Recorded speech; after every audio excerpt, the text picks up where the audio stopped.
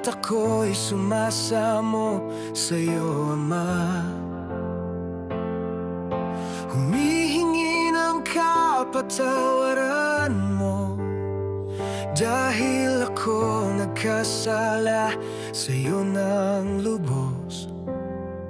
Puso ko nagdurusa at nagsisisi sa lahat ng aking mga kasalanan. Isinusuko ko sa'yo ang buhay kong ito. Gamitin mo ako upang purihin